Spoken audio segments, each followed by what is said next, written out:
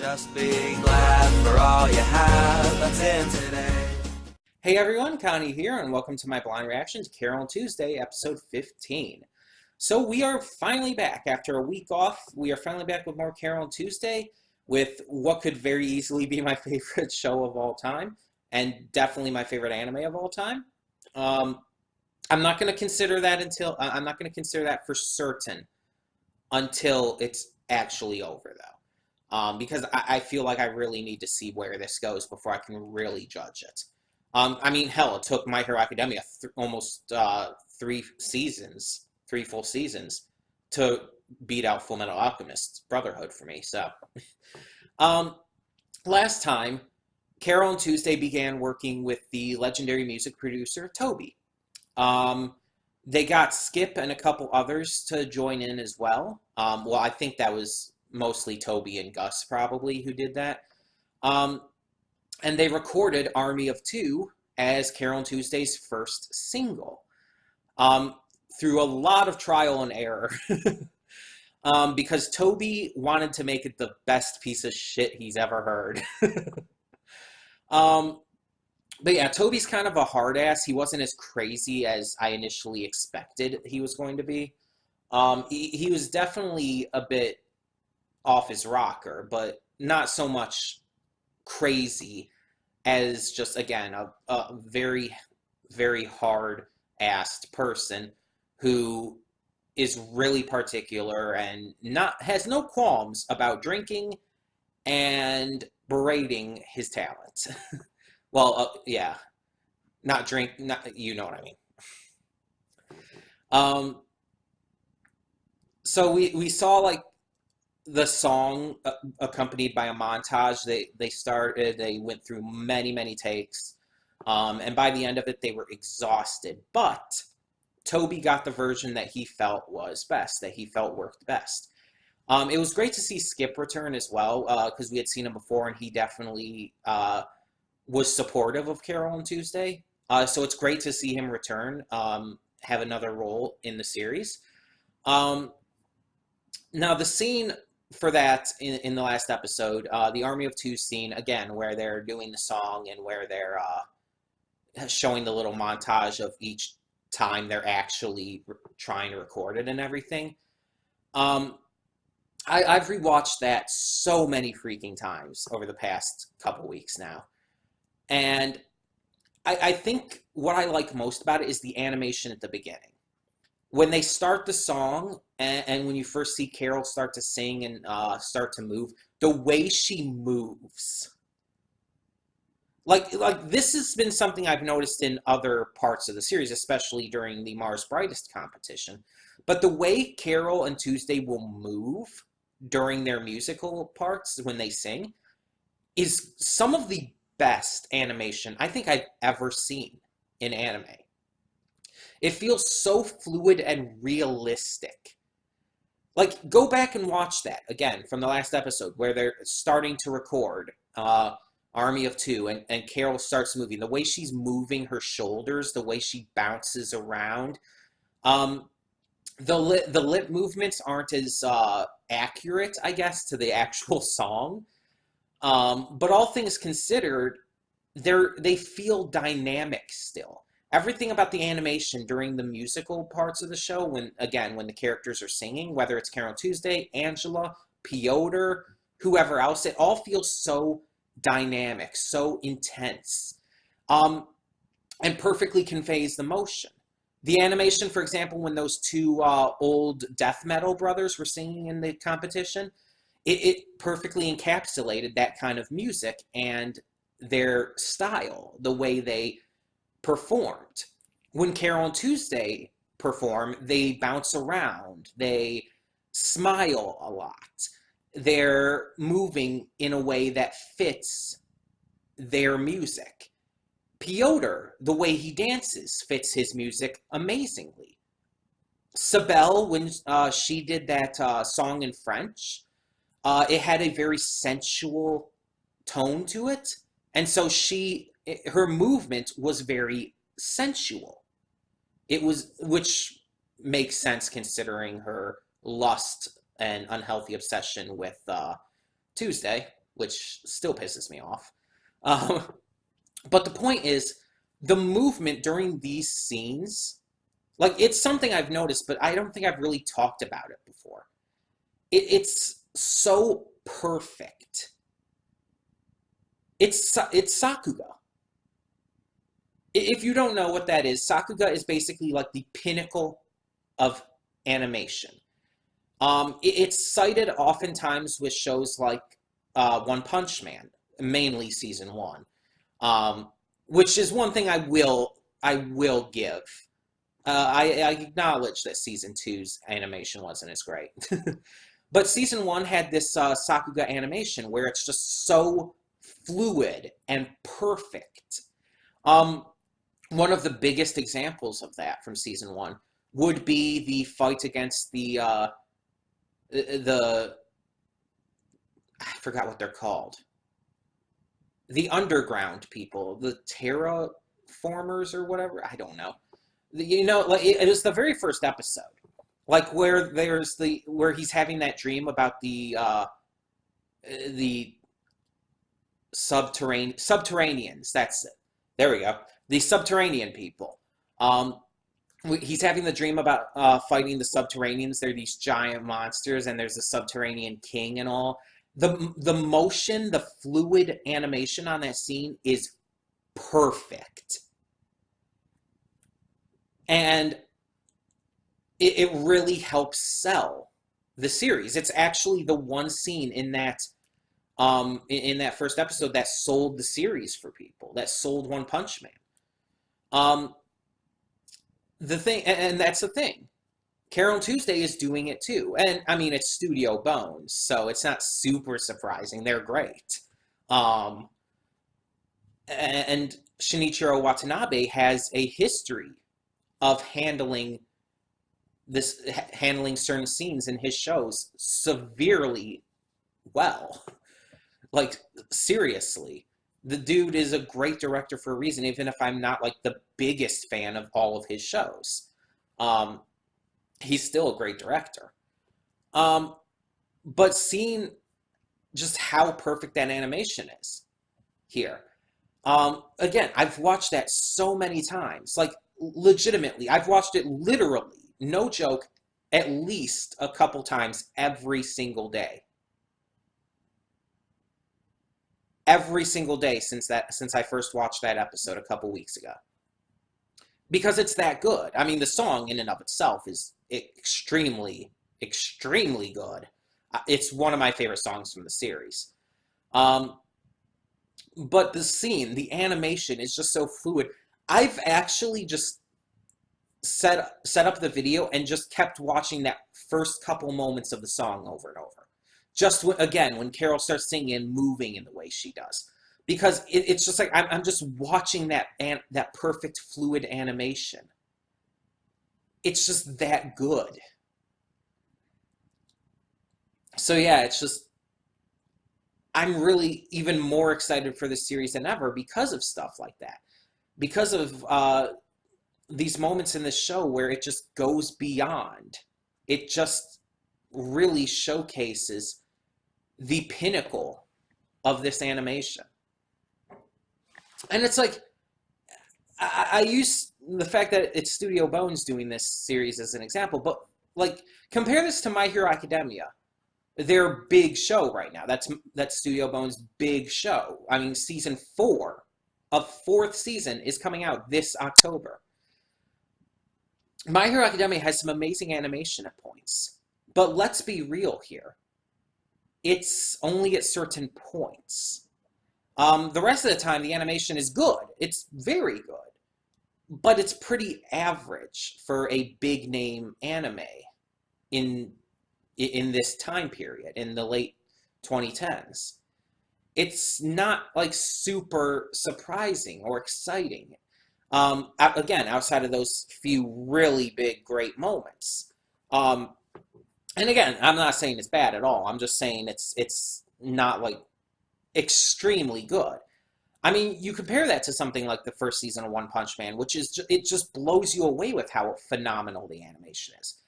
But going back to Studio Bones, I think this is easily their best animated project, at least that I've seen personally.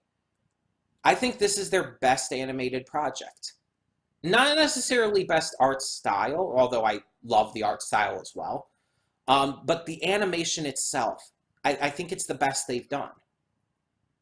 The lighting, the just everything that goes into that, the movements, even during non-music scenes, it's just so top notch. And I know that this series is a celebration of the companies of Studio Bones' 20th anniversary. I believe it's 20th. But their big anniversary, it's a big special original series, and there is a manga that came out after the anime, but that doesn't count. It's still anime first. It's still an anime original series.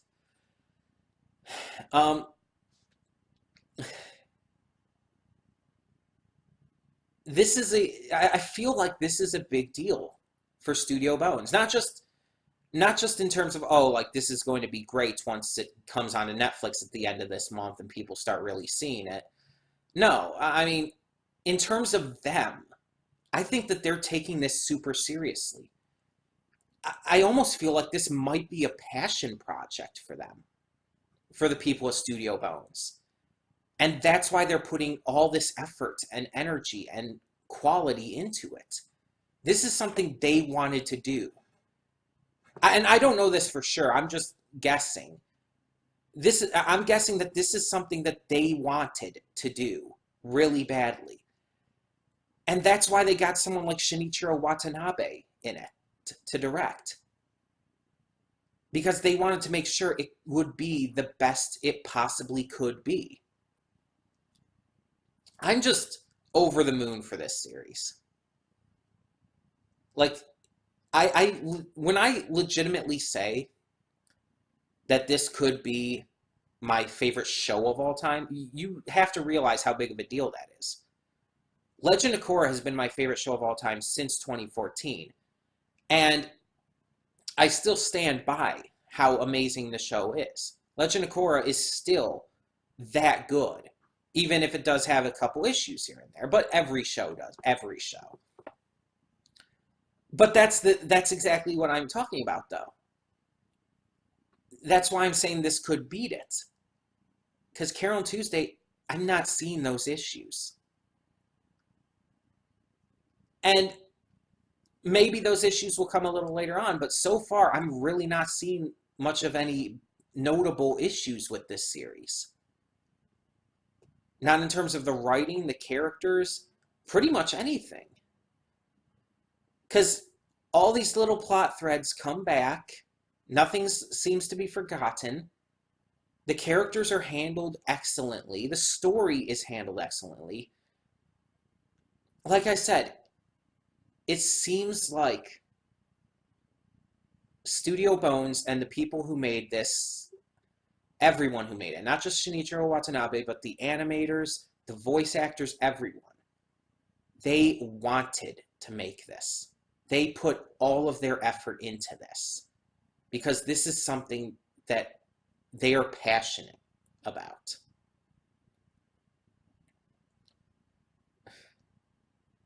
And I wouldn't have it any other way because that is how any show should be made, in my opinion. Honestly, I'm feeling more passion from this than almost anything else I've ever watched. Especially in terms of anime. That is why I'm saying that this could and very likely will be my favorite anime of all time and very possibly my favorite show of all time. And I honestly, like with any show, I hope it is. I hope to hell that it surpasses Legend of Korra. I adore Legend of Korra, but I want this show to surpass it. Because I want to have that good of a show in my life. I want to be that entertained, that just awestruck by a show again. Again, I have not had a show this good, this consistently, amazingly, shockingly good since Legend of Korra. And that was almost a full 5 years ago. It will be in December, basically. It's like 4.5, little over 4.5. Just over 4.5 years ago.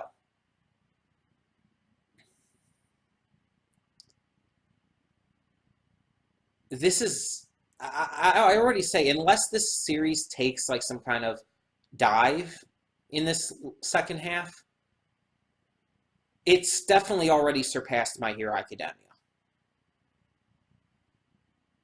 And again, it very well could surpass my, no, it's already surpassed Full Metal Alchemist Brotherhood in terms of anime specifically. It's past my number 2 basically. It's already at the number 2 spot again, unless it takes some kind of dive, which I don't think is going to happen. At least not to any noteworthy degree. But it's on the verge of passing My Hero Academia for sure.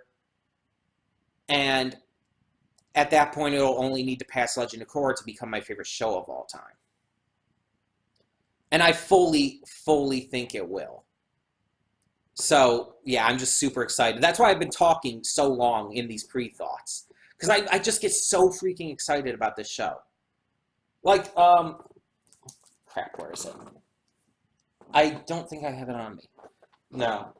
I was going to show you, I have on my phone, my phone's wallpaper is a simplistic piece of art of Tuesday. It's minimalist style art of Tuesday. I also have one of Carole on my phone as well that I could put onto my wallpaper. I kind of switch between them, but I have Tuesday most of the time because she's my favorite. But yeah, it's just like, I am obsessed.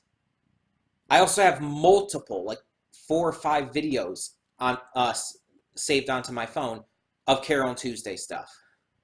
My wallpaper here on my laptop is Carole and Tuesday. I'm obsessed because it's so damn good. But either way, we do need to get on with this. So I don't know anything that's going to happen in this episode. I don't know the title. So obviously I don't know what song it's referencing this time. Now, they recorded the single last time, so I assume maybe they're going to release it in this episode, and we might see like the kind of feedback that the public gives on that. I'm excited to see. Let's just get on with it. So when the screen fades to black, pause this redirect and go to the description below. Follow the link to the reaction, and after you watch it, come back here to the redirect and resume play. Because after it fades to black and then fades back in, everything from that point forward will be my afterthoughts and will contain spoilers to the episode. So that being said, thank you so much for tuning in, and I will see you at the reaction. Okay, and we are back, and we'll begin with spoilers in 3, 2, 1, now. Okay, so I looked up the song that the title is based upon, God Only Knows. It's by the Beach Boys, and I definitely know the song. It's just been a while since I've heard it, and honestly, I'm actually more familiar with a version that BBC Music put out back in 2014 that features a crap ton of huge name artists like Elton John, Brian May from Queen has a guitar part in it, yada yada yada. Pharrell Williams is in it. All these big name artists got together, did a big collaboration, and it's great. And that's mostly what I know the song for. Like, I've heard the original Beach Boys version, but not as often. Anyways, the song is a love song, and love very much had an important part in this episode with Desmond. Desmond was introduced. He's another legendary figure in the music industry. Though, unlike Toby, he's still really, like, relevant. Desmond is a legendary singer who has this style that's very calm and relaxing and beautiful. It's a beautiful, calm, gentle style. Very, very passionate, I guess you could say. Um, Not quite what I expected based off of the little glimpses we had seen of him before. I was expecting more of a standard pop sound, but I'm fine with this. His voice is beautiful, but that's kind of expected at this point. The singers, they get to do all the, singing voices for these characters are always great. Um, Desmond himself has a phenomenal personality. He's just a really great person. He is fatalist, though. Or I'm probably misusing that word. He's um, he is one of those people who just kind of welcomes death with open arms. He doesn't really look forward to life as much anymore. And we find out that when he was younger, he had a lover, or at least who he wanted to be a lover. Again, it's not really quite clear whether they were actually together or not, but he clearly loved this other guy, and eventually the other guy died very young. And for a time, Desmond was so heartbroken by it that he locked himself away, secluded himself in his place, and didn't even sing. But eventually, through everyone who would come to see him and stuff, he got back into it. And he had people sign this one spot of the floor in his place to kind of like leave a lasting impression in a way. And I think that's great. We see he's very supportive of Carole and Tuesday. He's very like encouraging of their skill. He acknowledges them very heavily, which is a big deal. Like we see that these different big names are giving a lot of support to Carole and Tuesday, but we get this another new one here, and again, this one who's a legend is genuinely complimenting them. Now, we also see that Desmond isn't in the best shape. He's stuck in a wheelchair, unfortunately, and he takes medication. The medication does affect his singing, though, and he's chosen not to take it so they could hear him sing. I presume that he wanted to inspire them. Now, the episode and Desmond also talked about a lot about like what is singing to you? What does it mean to you? And the kind of ideas that were thrown around are the kind of like, it's a way to express your emotions, way to share your feelings with others. And that's a legitimate reason. I mean, the thing is, though, there's a lot of different reasons a person would want to sing, would want to become a musician. There's a lot of reasons for that. But yeah, that is a very common one. So it is a really interesting idea that was brought up, that was actually being questioned. And in the end, it's not actually 100% clear if he dies or is just like falls asleep. It's hard to say. I'm not 100% sure. But during his last song as well, it was cutting to Valerie a lot. And I'll talk more about her in a second here, but it was cutting to her a lot during that. Again, as I assume it's trying to show a difference in ideals, a difference in like how these two people, Desmond and Valerie, view others. Now, Valerie was shown a lot in this, and the big thing is something I think we've heard before from her. She is very against immigration to Mars from Earth. She basically thinks Earth is a shithole and that they should stay a shithole and keep to themselves, and that by accepting immigration and stuff, it's basically just poisoning Mars. And let's be honest, we know what she's an allegory for, or not allegory, a reference to. We know what she's referencing.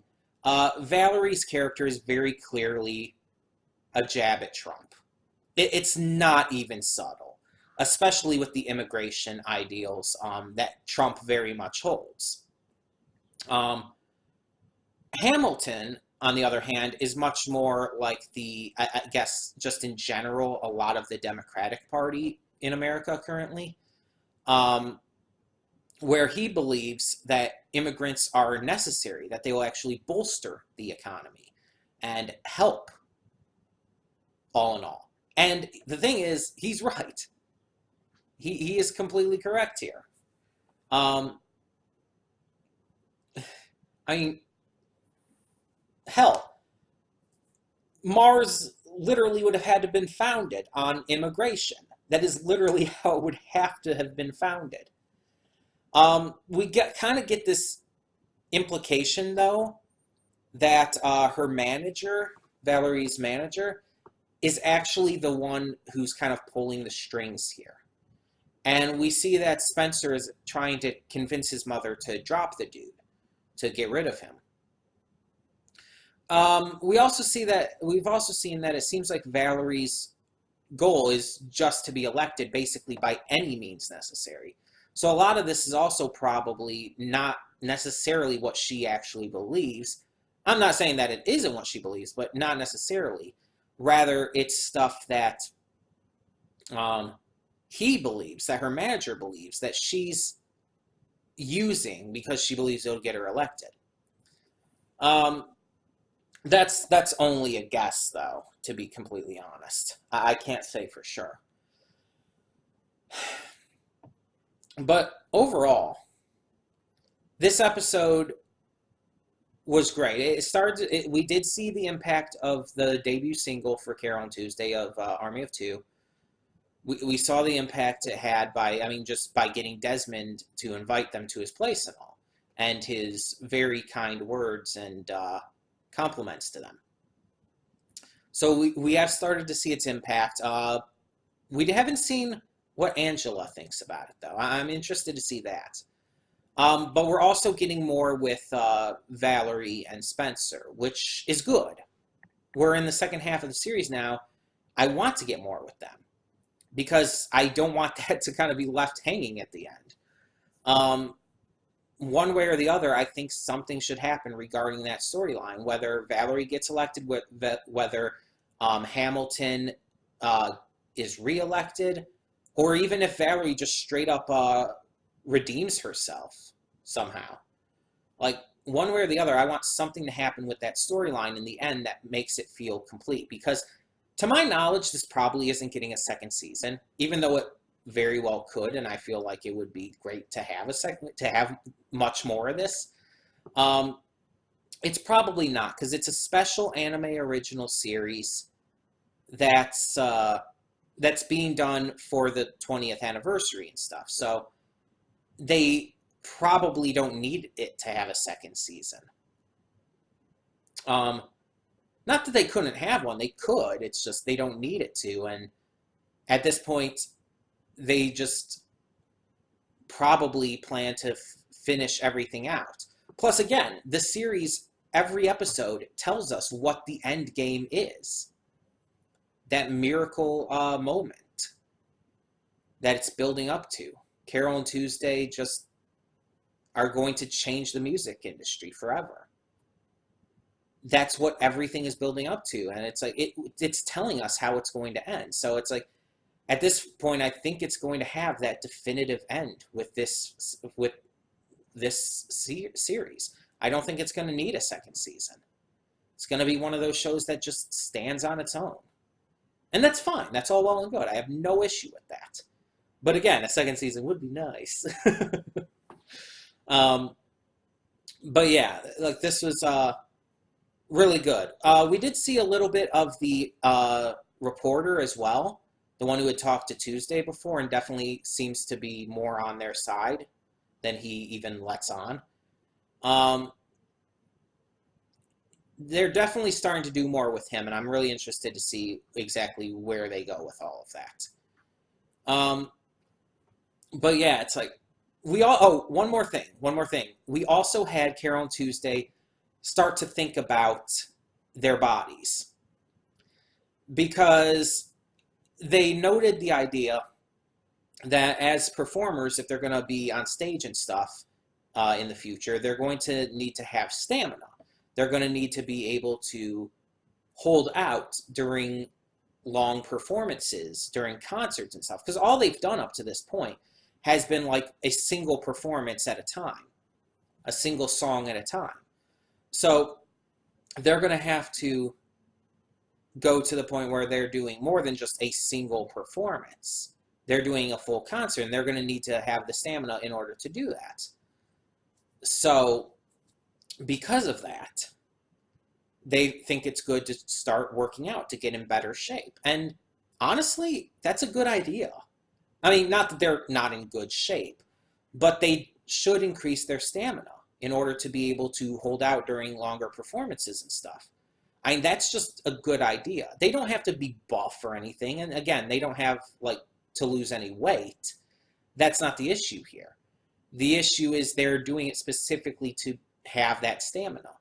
And there's definitely types of training for stamina. Definitely a lot of cardio, like running and stuff, will help with that, I feel.